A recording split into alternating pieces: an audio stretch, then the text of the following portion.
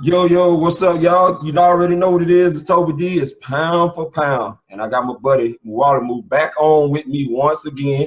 I'm sure y'all remember him from talking about the stadium when he got to go and was invited to go and look around and tell us what was going on in there. And hey, man, shout out to him because he helped me get in. He hit me up. It was kind of funny. I'm on the way home from work, and he hit me up and told me that DeMonte Casey just so happened to be wanting to give some tickets away. And unfortunately, at the time, he had already chosen some people, but then he hit him back, Mwalimu back up again and told him that, hey, he was going to go ahead and choose my kids as well, man. And that was just an exciting time to get that experience, man. I really appreciate that, Mwalimu. And shout out to DeMonte Casey, too, man, for doing that and giving us some great seats. Although that we didn't get the results that we wanted yesterday, but hey, it's all good. But I'm gonna tell y'all what I'm gonna do. I want to hear from another fan perspective, so I'm gonna let Mwalimu have the stage. And hey, man, tell us what you're seeing right now, man. I know it was hard for you, so take your time. All right. Good evening, everybody. I'm disappointed as a fan. I'm very disappointed. Like we had high hopes coming into this season, man. Like, you know, all this offseason, we said defense was going to get better. Yeah. And our offense was going to stay consistent from last year. You know, here's the thing. Defense, I want to say they gotten better, but they're improving. They're improving. It's slowly, but it's not the way we want, the speed that we want them to improve in. Offense, I don't know what Steve Sarkisian doing, man. I really don't know what he's doing. Like, honestly, I think in looking at all the past few games, it's like he only like calling like 8 or 12 plays a game. Wow. That's all I'm seeing. You know, what's your input on that? I mean, I'm gonna tell you, man. We talked about this yesterday when I got home and I called you up, man. It's conservative, Doc. I mean, that's just the way I'm looking at it, and I think because of the conservative approach, it's boring, and the players are bored, and I think there's just no excitement to it. And I told you this yesterday. I really think that a lot of this, you might not, agree with me. I think a lot of this is Dan Quinn. I think he's gotten spooked about those 93 plays in that Super Bowl, and he dumbed the offense down, made it basically a ball control offense, which I'm sure you're about to tell me in a minute. Looking at the time of possession, it's not looking anywhere close to. I'm gonna get to that.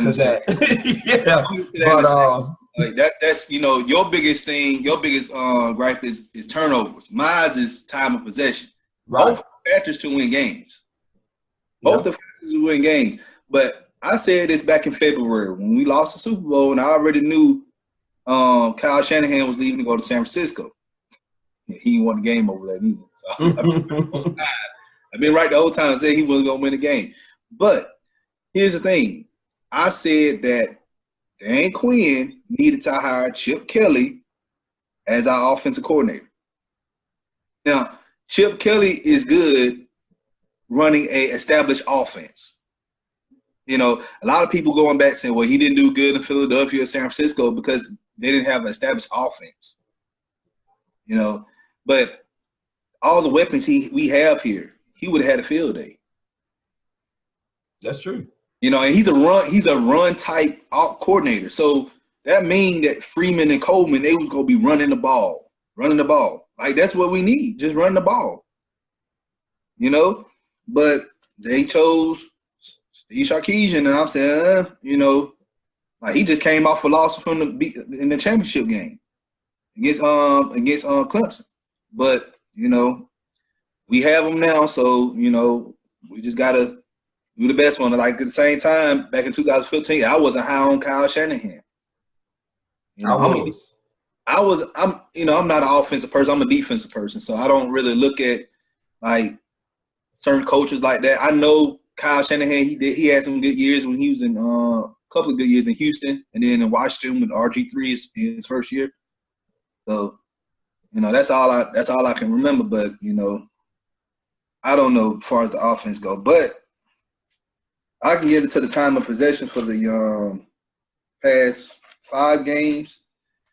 All right, Bears. You even start from week 1, or you want me to go ahead and start just from the last game to the? Let's go all the way. Let's go all the way. So I'll start with week 1. Chicago, they had time of possession. They had 29 minutes, and we had 30 minutes. Now, I'm just giving you the minutes. I'm not giving you the actual seconds. So, and you know how that game went. It went right down to the wire. Right. All right. Green Bay. And this is funny. Green Bay, time of possession, 31 minutes. Our time of possession was 28 minutes. But here's the thing, Toby. Why did we win that game? We had a lot of points. And we had some what?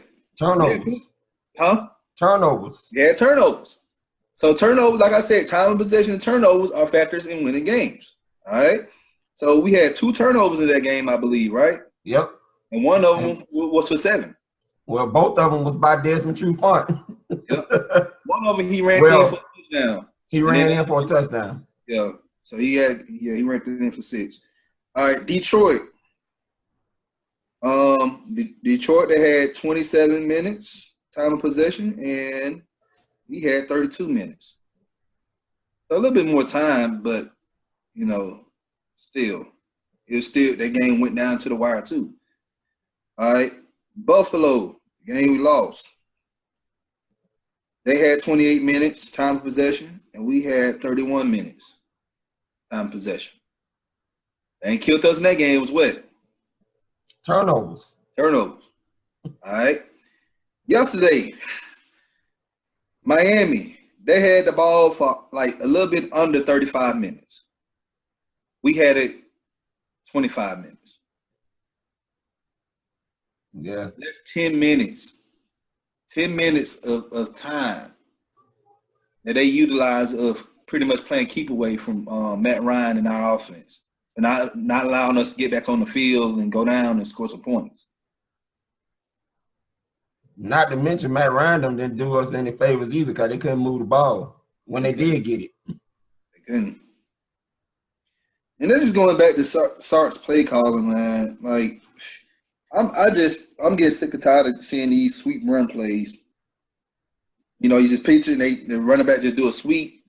I'm not buying that, man. I'm not a fan of it. Like every time yesterday they ran that play, what happened? Oh boy, they had a lot of yards for loss. Yes, tackles for loss. A DN or an outside linebacker pretty much went upfield and made a play on Freeman or Coleman. And I'm saying to myself, like, it didn't work in the first half. Why are we running this in the second half? Those are type running backs. You just get on the ball and let them run it up the gut. They go give us at least 4 yards to carry.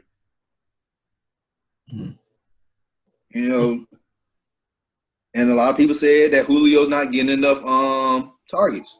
They're not throwing it to him. But a lot of people said today that, well, he's hurt. He's still hurt. He plans during injury. But I don't know. You don't know.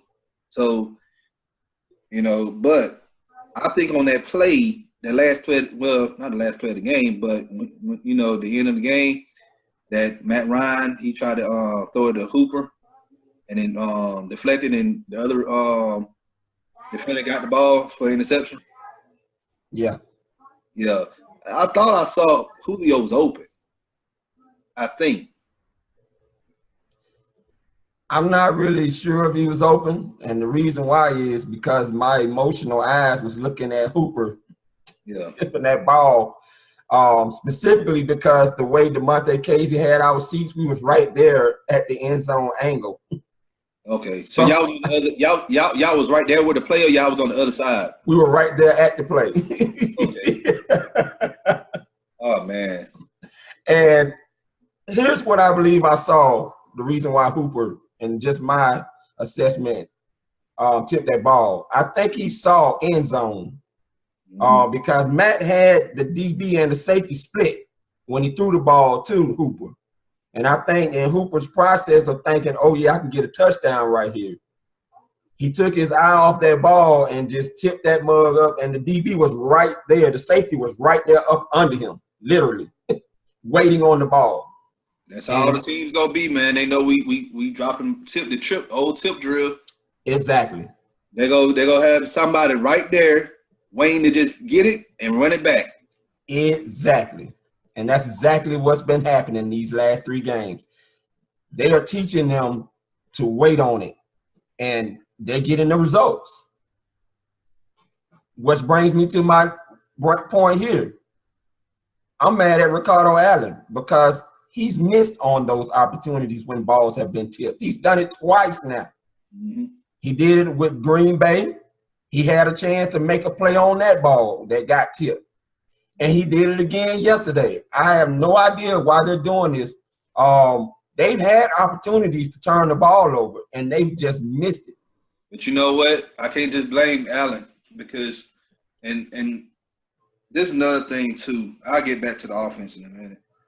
I'm just getting sick and tired of Keanu Neal. I really am, man. It's like his main instinct is to just knock somebody out. Like, dude, make a play on the ball. It's a few times this year, Toby, I done seen him in a good position to get a pick. I gotta count on 2 hands. 2 hands. All right, it's like a good 6-7 times I seen him this year. He could have had at least, Toby, he should have at least 5-6 picks by now. But his main instinct is, I'm just gonna wait for the person to get the ball and I just knock him out. Like, no, they caught the ball, they made a play, they got a first down. I just don't understand. I just don't understand. I don't understand who's the DB coach. Like, I used to coach I was a DB, all right? And I used to coach DB, and I used to be a defensive coordinator, in middle school in Mississippi, all right? Thing is, you're supposed to play coverage, all right? Turnovers will come, but you're supposed to play coverage. And there's a few times in that game I saw him playing loose coverage. He wasn't playing tight. I mean, man, and it ain't just him, because I'm gonna pick on Poole. Poole did the same thing too. Poole did the same thing. Now, Alfred, he play tight coverage, but he just need to keep his hands off people, man. Them PI calls is killing us, man. Every game, you can already look. Death, taxes, and Alfred's gonna get a PI every game.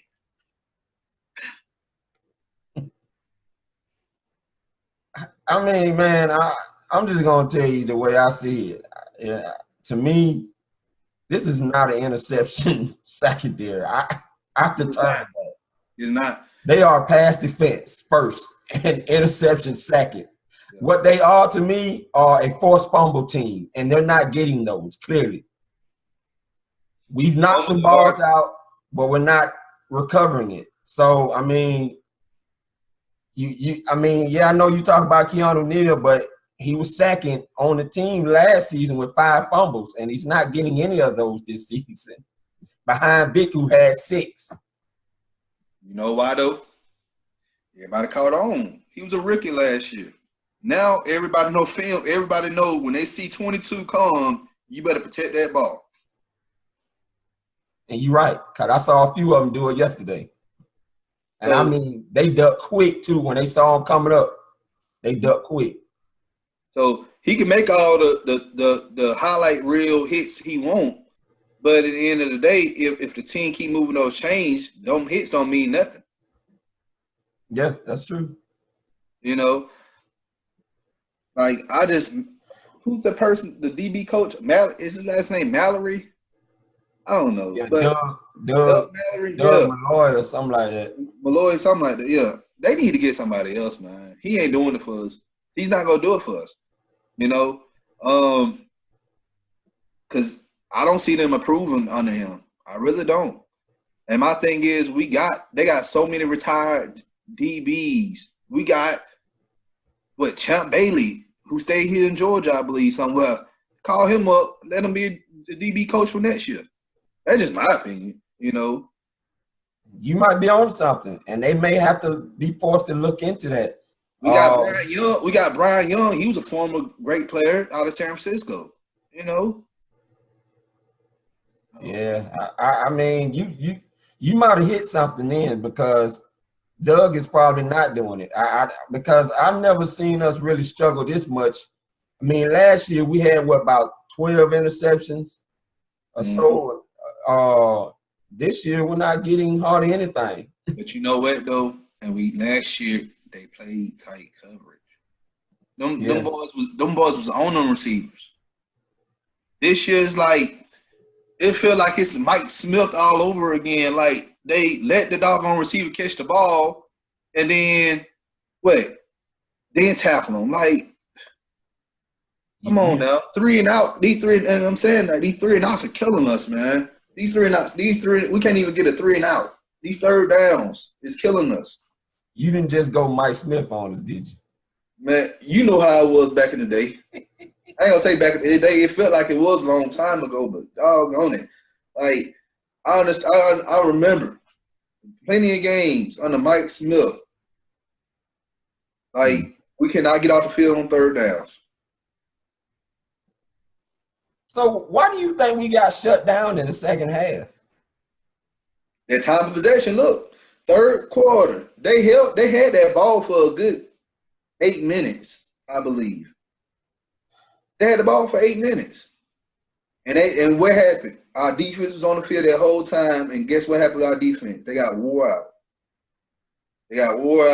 You can tell they was getting frustrated because you can tell they was tired because they was frustrated. Tack got a penalty.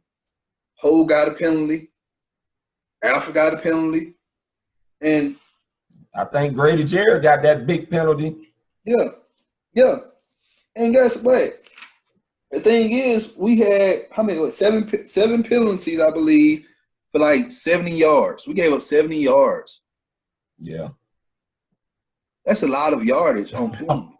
Yeah, and it helps them keep the ball too, which helped in their time of possession. I mean, man, I'm gonna be honest with you. I'm not mad about it. I knew it was gonna be a struggle. When you lose the Super Bowl the way that we lost it, you can't expect it to be all peaches and cream trying to get back, and it's definitely a struggle this season. I think the conversation is going to come back up to Super Bowl hangover, and I know we said after we went 3-0 that there's no need for that talk, but it's not. It's time for it now. It's time for it because when the defense, like I said, defense, we can't get out. We can't get off the field, third downs. You know, we're not playing good coverage on these doggone receivers. And there was no pressure yesterday to get to. There was some pressure, but it wasn't a lot of pressure to get to Cutler yesterday. Like we didn't even get a sack. We didn't get a sack. And just poor tackling. Like I can't wait. Oh man, Leroy Reynolds and Jermaine Grace, they need to hurry up and get healthy because Duke Riley, he need to go to practice squad and learn how to tackle. Did you all that hype. I'm gonna say it, smoke and mirrors. All that hype this offseason. Him pulling SUVs. He wasn't even pulling the thing. The thing was in neutral. The thing was pulling itself. All thing he was doing just tugging it a little bit. But you can't come out. But you can't show it out on the field and tackle. Yeah, I'm not ready to cash in on. I'm not ready to get on him just yet. I got to see another year with him. Unfortunately he's not Deion Jones. Campbell was better. Look, Campbell was good last year. Campbell wasn't like Deion, but Campbell was okay as a rookie. Like he playing like he belonged on the practice squad. Yeah, well, I mean, you know, I mean, to be honest with you, are we seeing any other fifth rounders really doing nothing? You know, we just cut Brian Hill. Yeah. I mean, our fifth rounders, right? This draft class right here on the Queen, it look like it ain't gonna be nothing for real.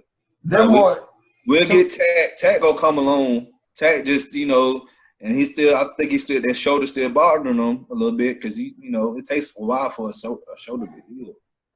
But he'll come along eventually. And yeah, I don't know who else in that draft class. Like him and Casey, they're the only 2 people. And I told you a while ago, I said Casey's gonna be the one that's gonna shine in this draft class. To me, man, this draft class to me is all developmental. We drafted guys that we felt like we can develop, and I don't know if it's gonna come all in the first year. I think we're just gonna need at least one more year, man, just to see where Duke Riley's at, man. I think Tack will come along, like you said. But yesterday was definitely a learning experience for him. You can't give away yards like that with stupid penalties, man. 15 yards, and that was gonna be a 3 and out right there. We was having a 3 and out right there, but he can, that's what happens. Veterans, they know who to pick on. They know how to get them rookies. Well, he definitely put something on film that now they're going to be paying attention to. Mm-hmm. Everything that went wrong yesterday just went wrong, man. I mean, Matt Bosher, he hadn't had a game like that in quite some time. I'm going to get on him in a second. But like I said, they should have, in my opinion, they should have just went on to sign Dwight Freeney back to help that D-line.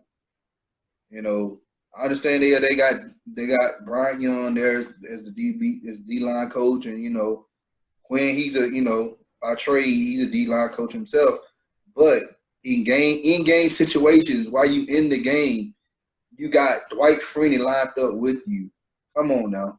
Like, that's how you think Vic Beasley made that jump from year 1 to year 2 last year. Yeah, Dwight helped him. But, you got to give Miami some credit, though. When you look at what they did, they had a game plan. They played a lot of heavy sets on that offense yesterday. They put a lot of 2 and 3 tight ends out there on us. And because we were so small like we were, they already had a big offensive line. You remember hearing that in the preseason, how big the offensive line is. And so now you add tight ends out there. We want to get through that fortress, man. We just weren't going to get through it. Dan Quinn thought that this was going to be an 11 personnel with the, 3 wide receiver sets and whatnot. They totally turned all of that around. They came out there with a heavy set offense, and it worked. It worked. It slowed down that speed we had, and I'm not going to be surprised if we see more teams doing that against us until we're able to do something with it. It don't matter how much depth we got on defense, if everybody tired and stuff, they're going to keep doing it to us. But going back to Matt Bosher, man, he had a 30-yard punt. Toby, I could have punted the doggone ball 30 yards. And you had to pay me that. Give me $300 a game. I'll punt it 30 yards for you. Like, what is wrong with this man? Did he party too much because of the Miami-Georgia Tech game on Saturday? Everybody was having a bad day, man. This team, I think Ricardo Allen admitted it basically that mentally they were not there. He said that they were prepared, but mentally they checked out. They didn't execute them. They didn't execute, especially on defense. They didn't execute. A lot of people we can't hold lead. We can't hold the lead. Second half is a time that your defense supposed to get together and y'all supposed to say, hey, this is what we need to do. And I've seen a lot of like I said, Brian Young, the whole D line just on the bench chilling.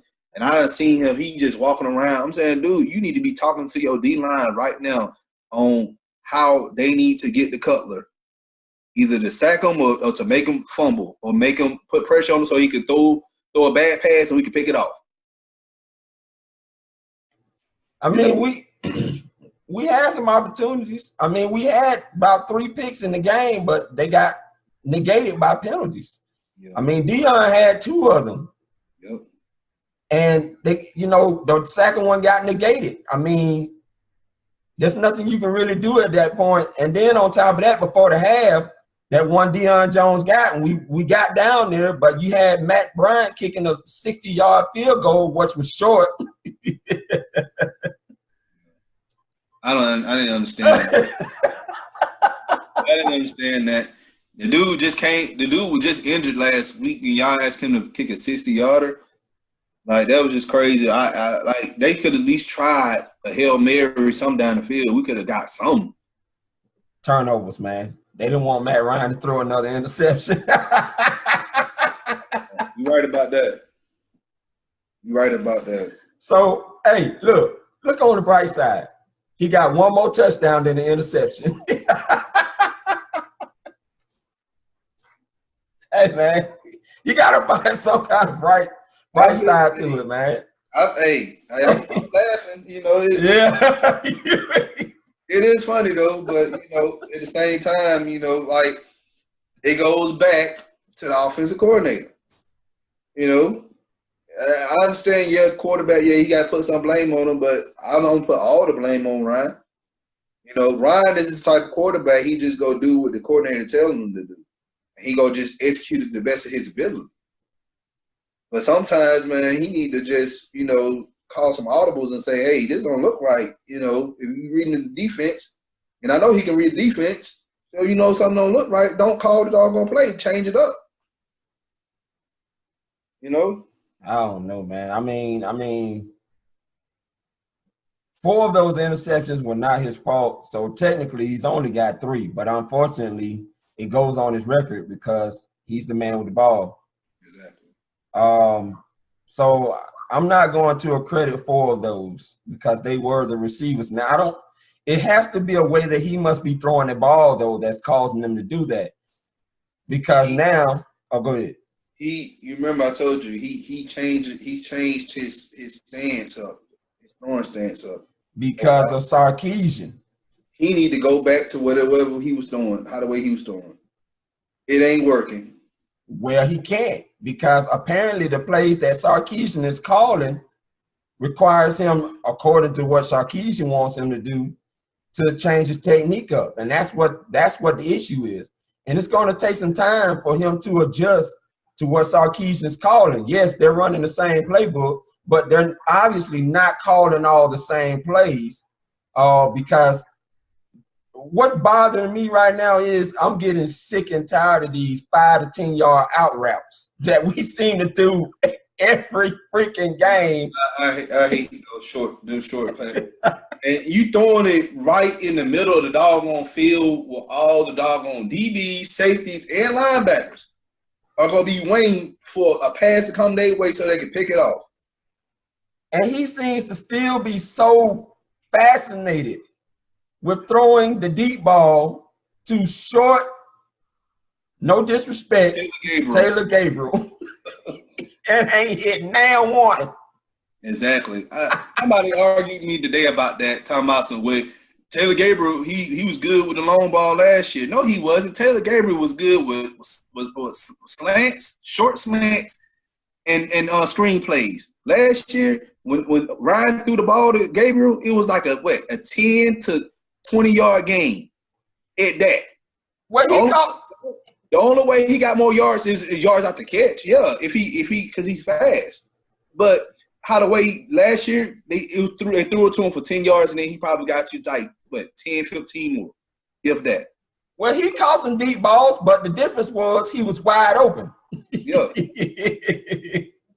But most of those throws last year though, it was just, you know, he's a slot receiver. You know, slot receivers, they just go to give you 10, 15 yards. Or probably something shorter than that. Well, here's the thing. Teams are on his behind now. Yep. So what we was able to do last year, teams are playing us different. And here's another thing. A lot of people don't look at this as being significant.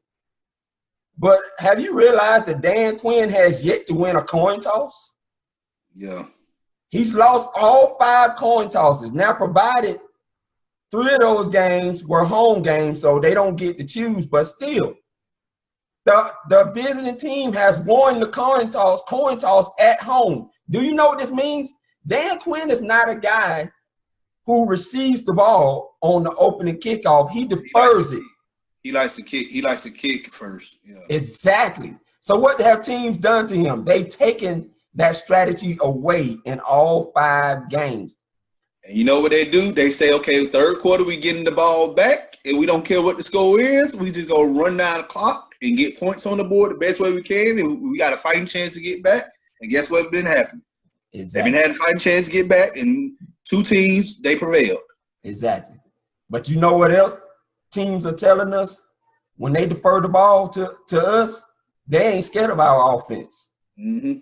And that's exactly what they're saying. We dare you to score on us. We want you to give us your best. Yep. And when you can't do that and you're not scoring at least 7 on your opening drive, you can't put no fear in nobody when you don't. The only 2 games we've scored 7 in our opening drive, I believe, was against Green Bay and Detroit, or was it just 1 game? I think it was just Green Bay and Detroit. That was it. Because Chicago, we only scored 3 our first opening drive. Yeah. You see what I'm saying? And then we only scored 3. Against Buffalo, we scored nothing. We scored nothing on our first drive. They forced us to punt. Exactly. You know, but like I said, I don't know what Sark doing. I just really don't know. Like I looked at the stats.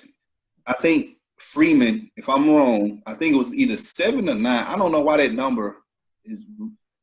He didn't have that many carries. Put like this, he didn't have that many carries yesterday.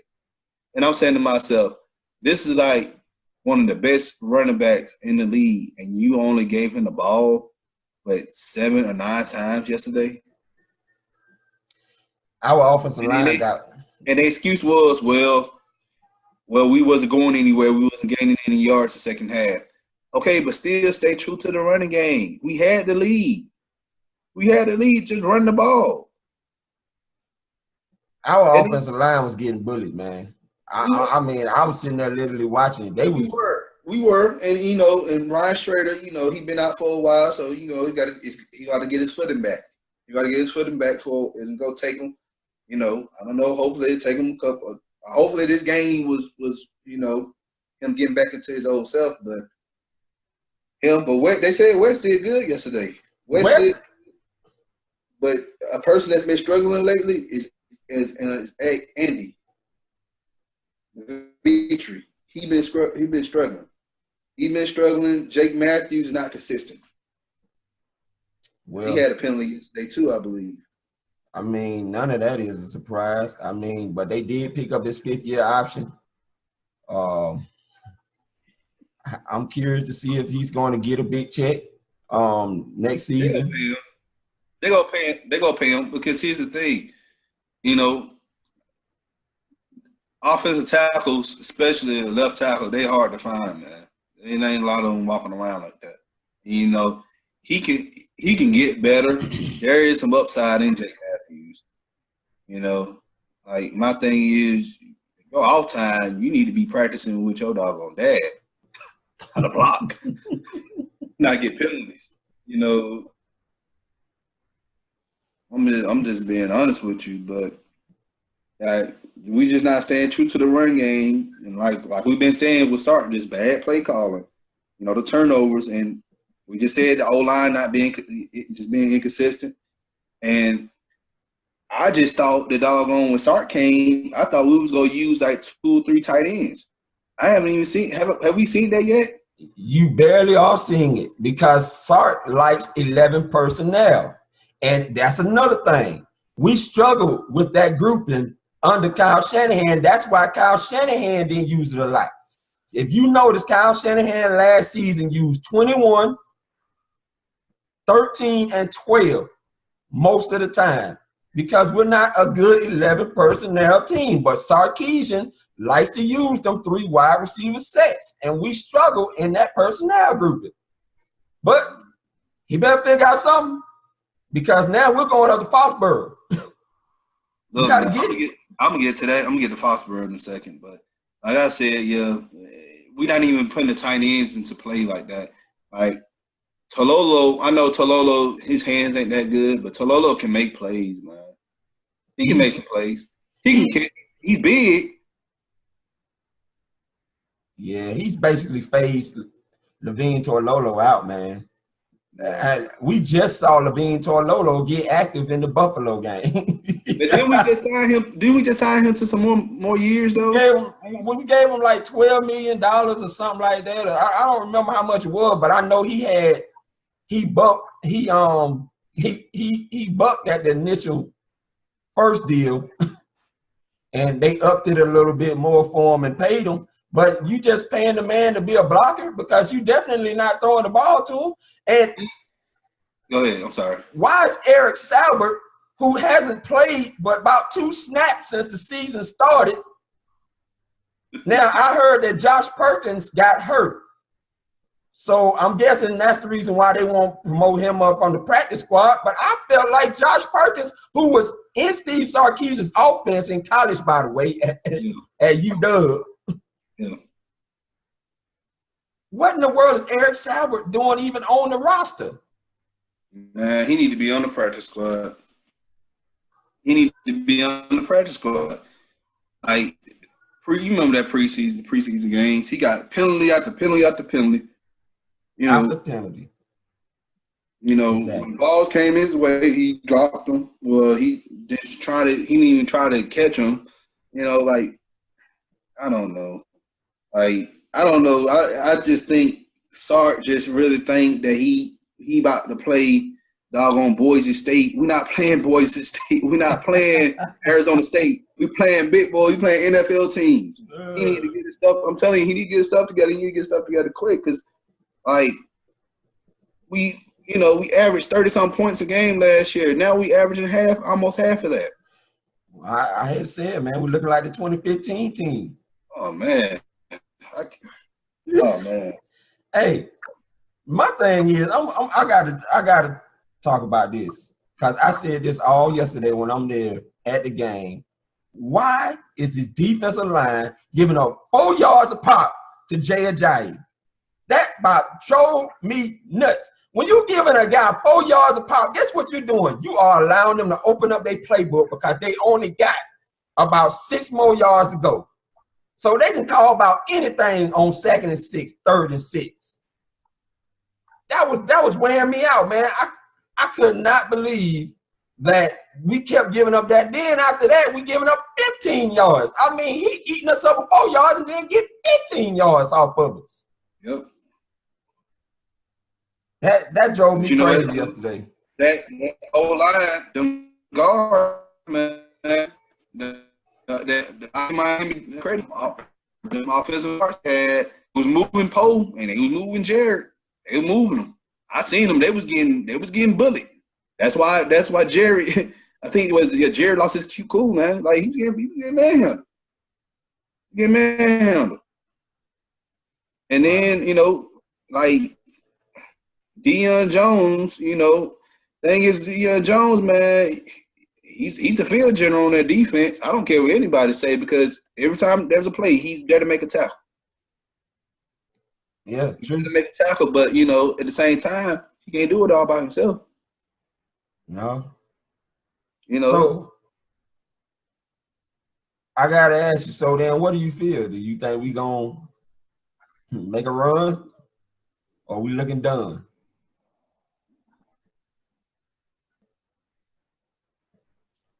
What you say again? I was asking, do you think we gonna make a run for it, or do you think we done from what you've seen in the first 5 games? Man, I don't know, man. I don't know because, like I said, right now everybody's saying, "Well, we was like this last year around this time." My thing is, so we were in 2015. So it can go either way. It can go 2015 way, it can go 2016 way. I don't know. But how the way we playing, it don't look good, man. It just don't look good. Like I said, 3 Ds, man. 3 Ds. No defense, no discipline. Discipline is the main thing. And no dog. Yeah. We lack 3 of those things. Those 3 things would get you 2 championships. And we lacking all 3 of those. I don't really see us winning the championship, man. I just really don't. Now, if I'm wrong, I'll be the first one to admit I was wrong. And I love my Falcons losing belt, man. I really do. But reality, we just not there right now. You know, we just not. You know, Quinn, no urgency with him on the sideline. You know, I understand, you know, he like to keep his cool, but sometimes, man, you gotta like show some enthusiasm, show like something, like you mad about something, you know, adjust. You know, like I said, I already said, like the position coaches, they not doing their job. They just, when they players on the bench, they're not trying to coach them up. They just sitting there just looking up at the Halo board, you know, seeing who tweeting about the game. Like, turn around and talk to your players and coach them up. So when they get back on the field, again, they execute the plays the right way. You know? And then we already said about special teams, you know.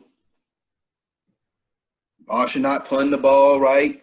Roberts, like, he deep in the end zone, then he decide, oh, I'll run it, and then get stopped at the 10-yard line. Just if the ball get in the end zone, down the ball. I would rather get it on the 25. You think you Devin Hester. You're not Devin Hester. Yeah, that's true. I mean, man. I'm not. Go ahead. I'm sorry. No, I mean, you know, like I said, man, I think we got a chance. We got to get turnovers, man. We got to get turnovers. I think if our defense can start getting turnovers, I think that could help the mental part of this team and boost them up. Because last year, the offense was the excitement. And now the offense is not the excitement. And now when you don't have an offense that's not when you have an offense not the excitement and a defense not the excitement, nobody's getting excited. So somebody has got to ignite the fire in this team. And it's going to have to be the defense, because this offense, from what I've seen in 5 games, I do not see us coming out of this conservative ball control approach. I don't see it. This is how it's going to be. This is how it's going to be for the rest of the year. It's how it's going to be the rest of the year. Now, can they execute these boring plays better? Yeah, they can. But like what we see, like we said yesterday, what we see from Sark, that's what we getting. That's what you're getting. For the rest of the year, because they're not going to change it. Bye week is already came and went, man. So they're not going to adjust their playbook by any means. You know, it just, we go out to defense, got to just get some turnovers, and then offense, they need to keep extending the drives. Exactly. They need to start extending the drives. If it's 3-1, run the ball. I'm getting sick and tired of first down. When we get a first down, we still in the opponent, you know, back in, you know, on the other side of the field, we throwing the ball. And we got the lead. And I'm saying to myself, give Freeman or get Coleman the ball and let them run the ball. I don't care if they get 1 or 2 yards. We running the clock down. Well, we're going to close it up in a minute, but I got to talk about the biggest elephant in the room, and I think you know where I'm about to go. Why does Julio not have any touchdowns after 5 games? You know what? I had made a great correlation with Julio from this year to Ryder White back in 2015. Remember, a lot of people was complaining back in 2015 that we weren't getting Ryder White the ball. Wow. You can make the comparison right now, can't you? Wow. That's bad, man. I was thinking that the other day. I'm saying, like, feels like 2015 when Ryder White wasn't getting the ball like that. You know, like I said, maybe he might be playing with an injury. We don't know, because, you know, sometimes they don't let us know people injured. I didn't know Jermaine Grace was hurt. Right. A lot of them jokers I didn't know Leroy Reynolds was hurt. And, you know, Leroy Reynolds, he was a good leader on that defense last year. Right. You know, we need those jokers. We need him back. But as far as going back to Julio, he might be injured. I don't know. He don't look it though. What I'm gonna do, I'm just gonna give it a couple more weeks and see how he do. That just don't make sense though, man. You know, it's not making sense that a player of his dynamic not having a single touchdown and about one red zone target, which was in the Detroit game, I believe, where one of the DBs got hurt and they tried to take advantage of another DB that just came in the game and Matt Ryan missed him. I'm not getting that. That is baffling to me. This is your star player. It was no reason why yesterday he shouldn't have had at least 150 yards and one touchdown yesterday. And it's like we would not give him the ball to save our football Falcons lives. Yeah, he didn't get the ball that much last day. He didn't. My thing is, you know, if he is playing hurt, they don't put him in the game. Don't put him in the game. But like I said, you know, there's a lot of stuff we don't, in Flower Branch, we don't know. You know, they have a lot to tell us because, you know, we can find out who you're hurt. Guess what the whole fan base go do? Well, yeah, you already know. And they ain't gonna show up at the game. And you know, I already know the stadium yesterday didn't look packed. Well, it looked more packed than Buffalo, though. Yeah. I do gotta say that. It was a whole lot more packed than the Buffalo game. I mean, I wasn't there personally, but I was only at the Miami game. But looking at it on TV in Buffalo game, it was empty as empty can get. Everybody was out there looking around. Just like Buffalo game, who cares? Yeah. I don't know, man, but I mean, I'm done with it. I'm moving on to Foxborough. I'm gonna let JRC run it down on what he think we can do. I know he's still probably hurt about it, but I'm actually in a good. I mean, I know y'all not gonna like me saying this, but I'm in a good mood right now, and maybe that's because my Bulldogs is murdering people. I don't know. You a Bulldogs fan? See, I'm a Wolverine fan, so I'm hurt 2 times. Man. Like none of my teams can't do right for nothing. Oh man. Like both my teams struggle with offense. Like, oh man. Like, I don't know, but you gotta be upset. I'm not watching the game this Sunday, man. No, man. I gotta tell you, man. Look, I'm just gonna be honest with you. I was so frustrated. Look, these past few games outside of the Green Bay game, okay, I was frustrated, man. Frustrated at what we became, man. And you know, it's a Sunday night game, right? Yeah. It's a Sunday night game. So, look, man, I'm just gonna be honest with you. Like, I'm just not gonna watch it, and I got to go back to work the next day. You know, because I've been out for a couple of weeks because of my neck, because of the car injury. I'm just gonna take my codeine pills, go to sleep. And I'll probably wake up as usual, 1 o'clock in the morning. I'll look at my phone. If we won, I say, go roll back over. If I see we lost, I'm saying, roll back over, go to sleep. So I'm not tuning my team out. But right now, I just I can't take it. Like we're going to New England, man. We're going to New England, and mentally, and I saw the interview with Campbell today.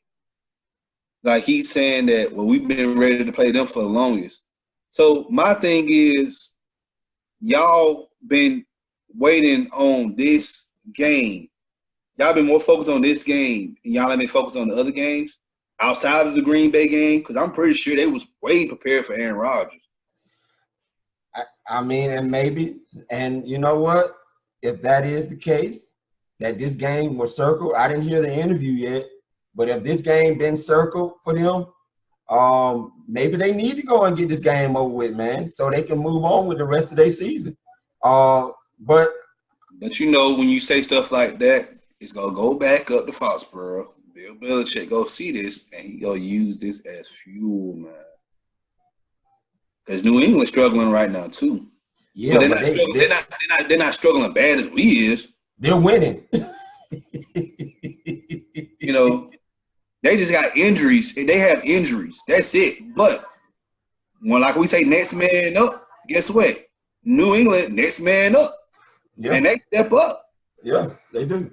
Dude, they can get somebody out of the doggone hot dog stand to come play doggone tight end. Yeah. So, like I said, like when I saw that today, I said, yeah, I'm just not gonna watch it because, you know, it made me upset. I'm saying, like, so y'all been more focused on this game than the other games. New England is in their head. New England is on their mind. Well, at least the good news is, man, they're 3-2 going into this game. So the one thing we can say is they're not 2-3. You know what I'm saying? So they're going in at least above 500, playing another above 500 team that struggled, but has one win more, I think, than they do. But I mean, hey, man, I'm excited for it. I'm like Dan on this. I'm excited for the challenge, and whatever the outcome is, man, it's my team. I'm gonna watch them. I don't see them through the terrible times. I've been a fan since '91, so I don't see it all. Same here. I trust it. I know what you're talking about. But at the same time, I just want them to go ahead and get this doggone game over with so they can just take it, exhale. Yeah. You know, this is a waiting exhale game right here because they've been holding this grudge in on New England, and it shows now. Cowboys really showed it. The whole offseason, they said, well, we're not going to let the Super Bowl. You got to watch the interview, man. I'm going to watch the interview. It's like, on AtlantaFalcons.com. I think it is. Oh, I just have to see the link. I'll see the link when we done with this. Okay. But like, how the way he made this comment, I said, okay, so y'all pretty much been finessing us about, oh, y'all not worried about the Super Bowl. Y'all not worried about a Super Bowl hangover. We go out there and play great ball. Like, come on now. So when I saw that, I said, yeah, I'm not gonna watch because it can either, like I said, it can go either way. We can go out there and we can execute and we can play them and beat them just like we did Green Bay, or it's gonna be a nightmare. Well, with that said, I think it's that time to close it down right here. Look, hey, I don't blame y'all after these last two games. If you feeling like Mwalimu, you want to watch the game, or you don't want to watch it, you're gonna wait until the game over and look on your phone. If you wake up in the middle of the night, however you want to do it, either way it goes, it's gonna either be a win or a loss or a draw. But ain't gonna be no draw total. Come on now. Now, like I said, we have a good chance of winning the game. We have a good chance of beating New England. We do. But, you know, I wish I could be there. You know, I wish I could be a fly on the wall during practice this week, see how they practice. You know, I just want to see how they practice. But yeah. It's all good, man. I love my Falcons, man. You know that. You see the stuff on the back of my wall. So. Oh, yeah. I know. Hey, look, man. I do not fault you for feeling the way you feel. I mean, look, we done been through a lot of roller coaster rides with this team since the day we can remember. But, hey, man, it's all good. So, hey, we're going to leave it right there because, you know, we're going to talk about the Falcons. We can keep rolling and find something else. But we're going to cut it off. Hey, look, y'all subscribe, share, like, comment. Please comment. Let us know what you're feeling. If you're watching it, you're not watching it. Hey, it's all good. We still in the brotherhood at the end of the day. Again, thanks, Mwalimu, man. It's pound for pound. Peace. We out.